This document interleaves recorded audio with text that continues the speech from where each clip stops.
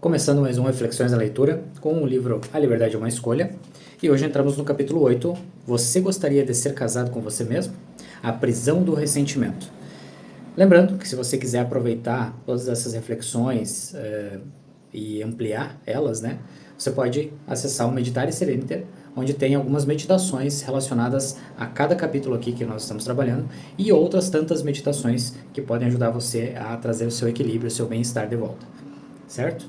Estamos no início do ano e dá uma conferida no link abaixo para você ter acesso ao calendário deste ano com as energias de cada mês, tá? A energia, o desafio de cada mês num aspecto geral, certo? E lá na Hotmart você tem ainda alguns conteúdos exclusivos e mais dicas de como lidar com cada energia a todo mês, certo? Então vamos começar esse capítulo e para esses conteúdos tem o link abaixo aí na descrição, você pode acessar, certo? Começando. Os maiores empecilhos à intimidade são a irritação e a raiva crônica de baixa intensidade.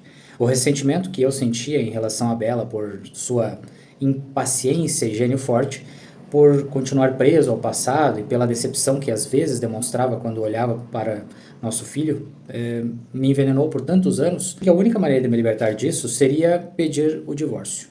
Mas, depois que nos separamos, bagunçamos completamente a vida dos nossos filhos, sem falar da nossa, entendi que minha decepção e minha raiva tinham pouco a ver com Bela, e tudo a ver comigo, com minhas próprias questões emocionais não resolvidas e com o luto não vivido. A sensação de sufocamento que eu sentia no casamento não era culpa dele, mas o resultado de todos os anos que passei renegando meus sentimentos. Para começar, a tristeza por minha mãe, que desistiu de uma vida independente e cosmopolita num consulado em Budapeste. Abriu mão do homem que amava porque não era judeu e agiu como os outros esperavam que ela fizesse. Depois, o medo de repetir a solidão do casamento dos meus pais. Havia ainda o luto por meu primeiro amor, Eric, que morreu em Auschwitz. E também o luto por meus pais. Eu me casei e me tornei mãe antes de aceitar as minhas perdas. E de repente eu estava com 40 anos, a idade de minha mãe ao morrer. Parecia que eu estava ficando sem tempo para viver como queria, com liberdade. Mas, em vez de encontrar a liberdade através da descoberta de meu verdadeiro propósito e direção, decidi que, para ser livre, precisava me afastar dos gritos de Bela, de seu cinismo, de sua irritação e decepção. Enfim, das coisas que eu imaginava que me limitavam.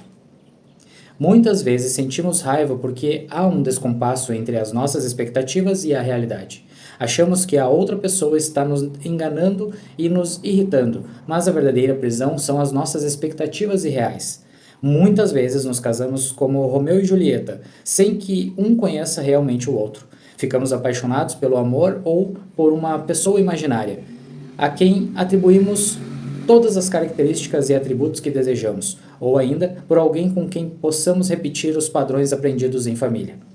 Também apresentamos um eu falso, que esconde quem realmente é em nome de buscar o amor e um relacionamento seguro. A paixão é uma euforia química. A sensação é incrível, porém temporária. Quando a sensação se dissipa, resta apenas o sonho perdido e o sentimento de perda em relação ao parceiro ou relacionamento que nunca tivemos de fato. Muitos relacionamentos recuperáveis são abandonados no desespero. Mas o amor não é o que você sente, é o que você faz. Não há como voltar ao início de um relacionamento quando você ainda não ficava irritado, decepcionado ou desanimado. Há algo melhor, um renascimento, um novo começo. Marina, artista e dançarina, queria descobrir se o seu casamento teria a oportunidade de se reinventar. Se ela e o marido poderiam seguir juntos de uma forma saudável, ou se o caminho para a liberdade era a separação. Brigamos todos os dias há 18 anos, contou ela, enquanto enrolava o longo cabelo loiro para fazer um coque.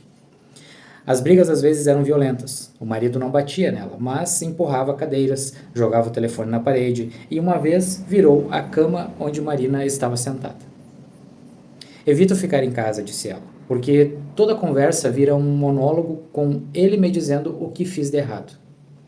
Apesar do medo de enfrentar o marido e até de sair da sala quando ele estava no auge da raiva, ela tentava manter a sua autoestima e a paz. mas estava perdendo o respeito por si mesma e se sentindo cada vez mais desrespeitada. Sem contar que as brigas constantes abalavam a filha adolescente. Marina não queria que as coisas continuassem daquele jeito, mas se sentia insegura quanto a traçar um caminho para o futuro e confusa em relação às suas opções. Toda escolha tem um preço, além de perdas e ganhos. Sempre existe a possibilidade de escolher não fazer nada, decidir não decidir, seguir em frente do mesmo jeito. No outro extremo, Marina poderia decidir pedir o divórcio. Você não tem que ficar presa numa situação ruim, alertei. Por outro lado, expliquei que o divórcio pode ser uma forma radical de continuar sem resolver nada. O que se ganha com a separação? Um pedaço de papel que diz que agora você está livre para se casar com outra pessoa. O divórcio não resolve a questão emocional do relacionamento. Apenas lhe dá permissão legal para que repita o mesmo padrão com outra pessoa. Ele não liberta. Se Marina decidisse deixar seu marido ou permanecesse casada, sua tarefa seria a mesma: revelar as necessidades e expectativas que ela havia levado para o casamento e curar as feridas que já carregava anteriormente e que levaria pelo resto da vida até conseguir lidar com elas. Primeiro, analisamos as suas expectativas. Você sabia que seu marido era tão bravo quando se casou com ele? Perguntei. Ela negou com veemência. Ele é um sedutor, disse ela, lembrando que ele é um ator da melhor qualidade, do tipo que sabe encantar a plateia. Antes de se casarem, Marina conheceu apenas esse lado charmoso, filosófico e romântico do marido. Agora os sapatos voam. Então, por que você ainda não foi embora? Questionei. Como já disse antes, todo comportamento satisfaz uma necessidade. Mesmo uma situação de coerção e medo pode nos ser útil de alguma forma. Você precisa da segurança financeira?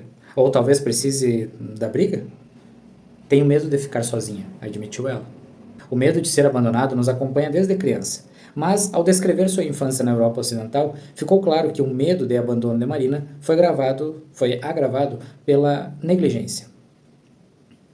Ela tinha 14 anos quando o pai disse que não aguentava mais viver com sua mãe e foi embora. Nunca mais voltou para visitar os filhos. Sequer ligou algum dia para saber como estavam.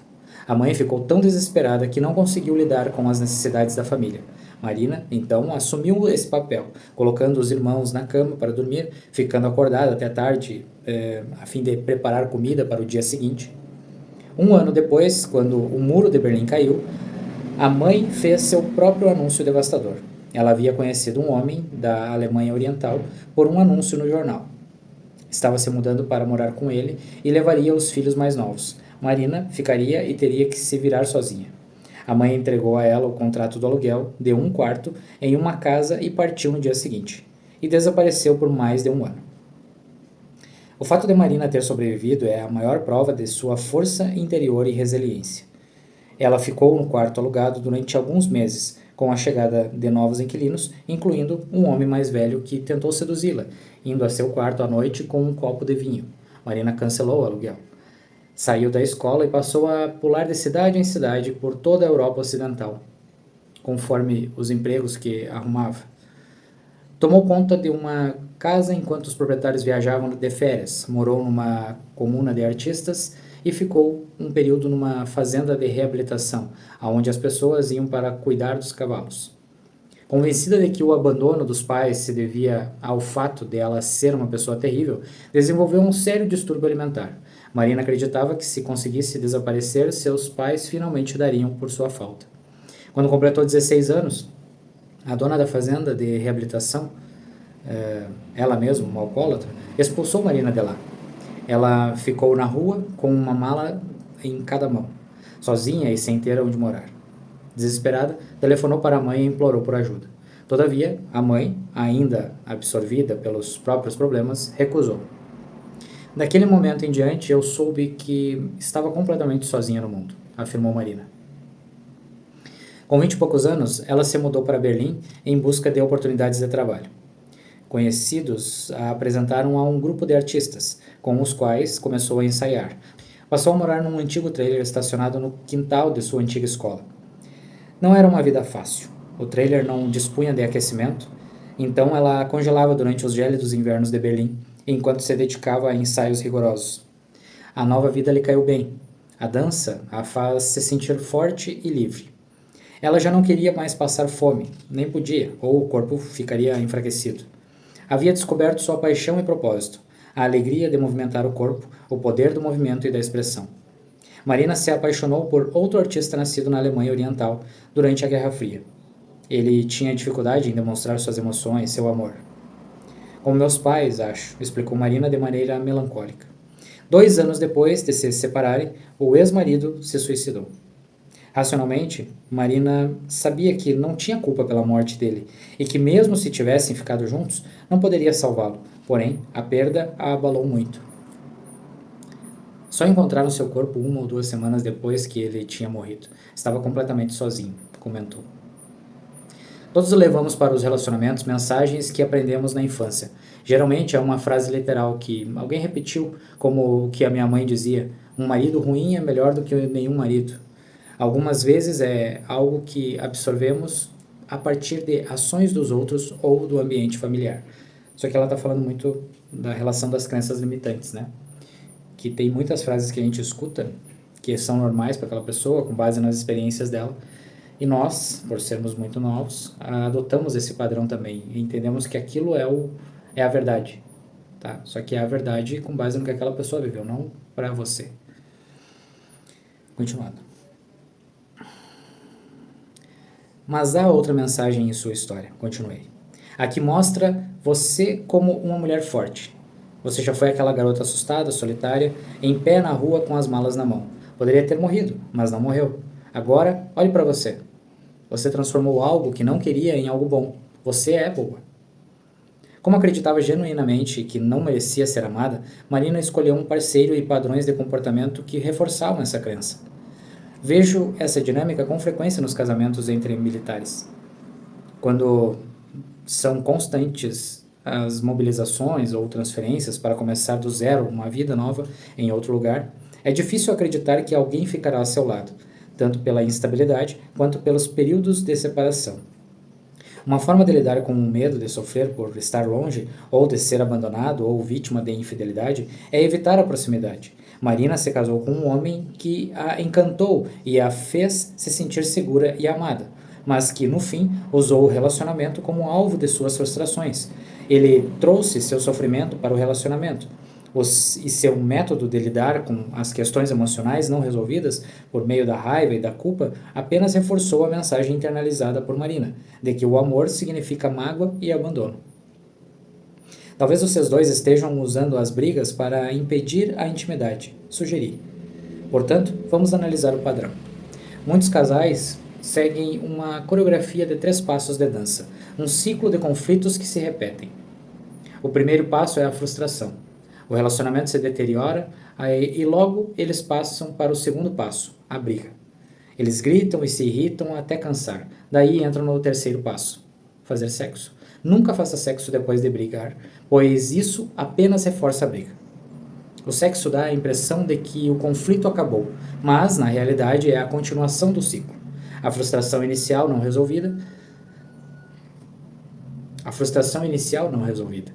Vocês acabaram de se preparar para outra rodada. Eu queria apresentar algumas estratégias à Marina para ajudá-la a parar de dançar no primeiro passo. Quais foram os gatilhos de frustração que os levaram a perpetuar essa dança limitante? Ou bem, você está contribuindo para o relacionamento, ou bem, o está contaminando, afirmei. Como é que cada um de vocês contamina o casamento?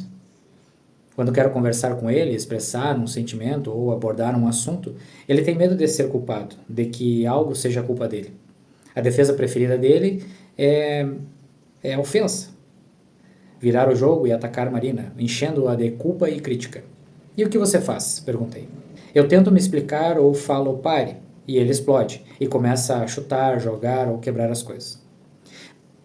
Passei uma tarefa para Marina, um atalho para tirar tanto ela quanto o marido do caminho que eles insistiam em trilhar.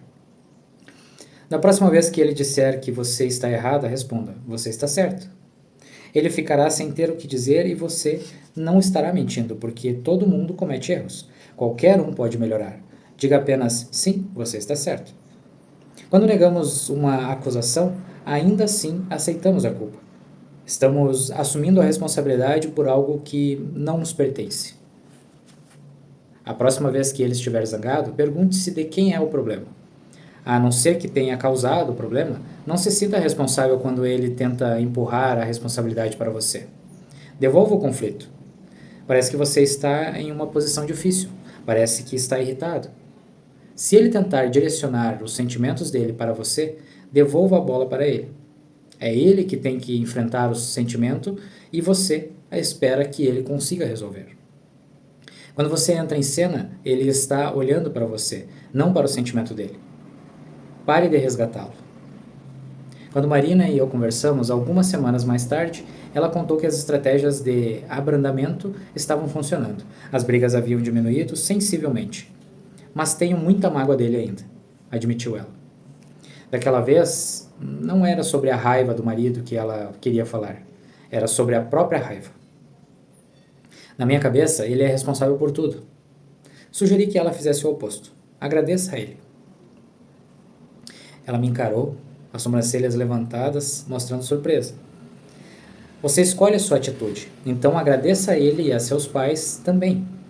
Eles estão ajudando você a se tornar uma ótima sobrevivente. E simplesmente ignora o que aconteceu? Esqueça o que todos fizeram? Apenas aprenda a viver em paz com isso, recomendei.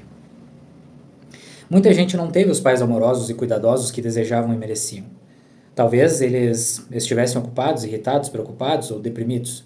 Talvez tenhamos nascido na hora errada, numa fase de atrito, de perda ou de tensão financeira.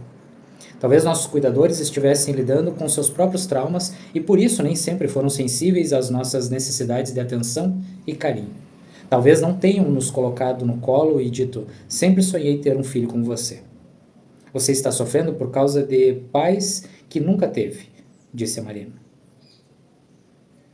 E pode sofrer por um marido que também não tem. O sofrimento nos ajuda a encarar e, em última análise, a nos libertarmos do que aconteceu ou deixou de acontecer. Ele abre espaço para vermos como as coisas são de fato e escolher para onde vamos a partir daqui. Você gostaria de ser casada com você mesma? Perguntei. Marina me olhou confusa. Do que gosta em você?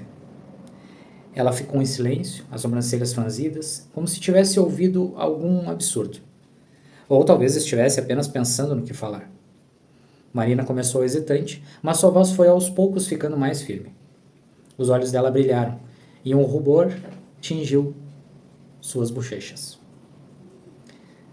Gosto de me preocupar com as outras pessoas, disse ela. Gosto de ser uma pessoa de paixões, de emoções fortes. Gosto de não desistir nunca. Anote isso, querida, sugeri. Leve essas palavras com você.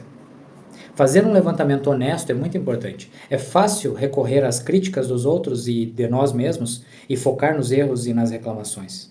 Mas todos nós somos bons. Escolhemos onde queremos nos concentrar.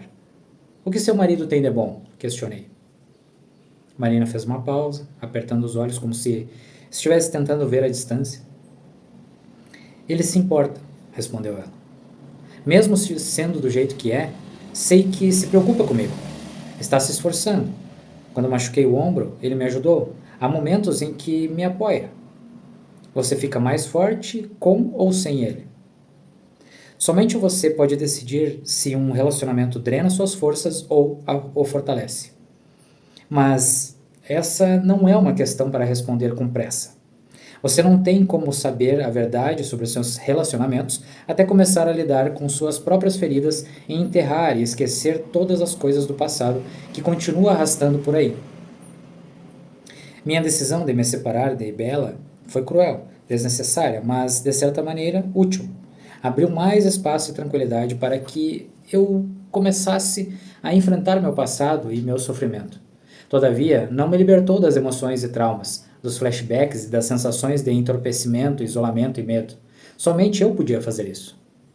Tenha cuidado com o que você faz quando você está inquieta, avisou minha irmã Magda. Você pode começar a pensar nas coisas erradas. Ele é muito isso, é muito aquilo, eu já sofri o suficiente. você acaba sentindo falta das mesmas coisas que a incomodavam. Senti falta de Bela, de seu jeito de dançar, de sua alegria, seu bom humor incansável e a capacidade de me fazer rir, apesar de tudo. Sua eterna atração pelo risco. 2 anos depois do divórcio, voltamos a nos casar, mas não voltamos para o mesmo casamento que tínhamos antes. Não nos conformamos um com o outro, escolhemos um ao outro novamente. Desta vez, sem a lente distorcida do ressentimento e das expectativas não atendidas. Seu marido virou alvo de sua raiva, disse a Marina. Mas, talvez, ele não seja a pessoa com quem você realmente está irritada.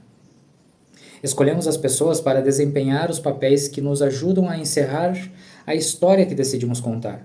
Quando contamos uma história nova, quando voltamos para a nossa plenitude, nossas relações podem melhorar.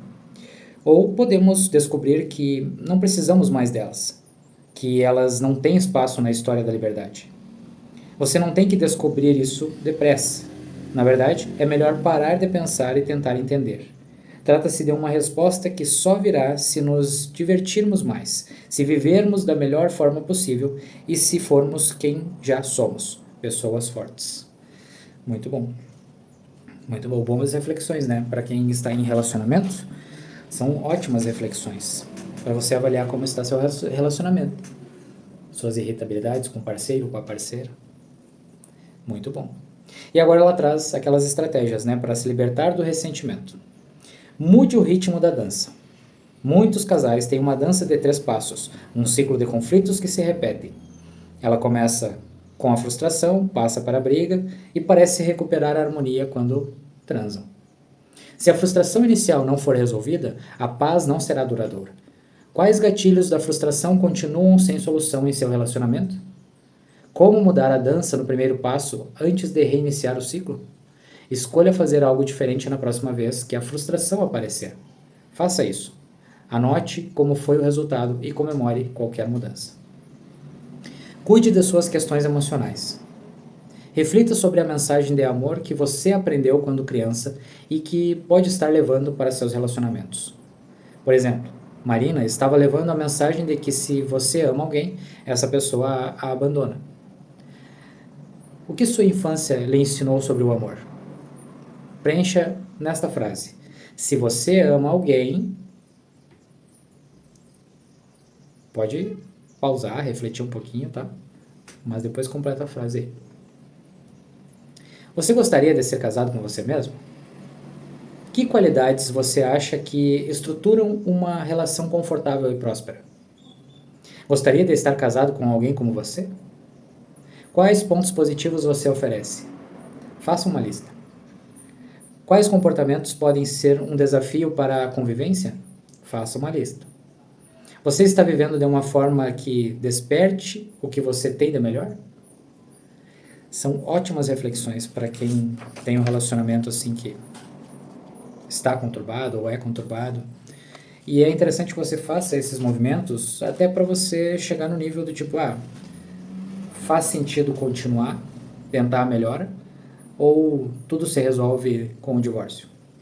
Tudo que ela está trazendo aqui mostra que talvez indo para o lado do divórcio você só vai replicar esse ciclo com outra pessoa, porque você não resolveu as suas questões internas, certo? Então, faça suas reflexões aí dentro da parte de relacionamentos e tome as providências aí necessárias, tá bom? Encerramos assim o capítulo e o próximo capítulo, capítulo 9, você está evoluindo ou andando em círculos? A prisão do medo paralisante. Então, nos vemos em breve. Gratidão por você ter assistido até aqui. Lembra de curtir, compartilhar, comentar e querendo acessar os conteúdos que estão no Hotmart, é só clicar nos links abaixo. Certo? Gratidão e até mais.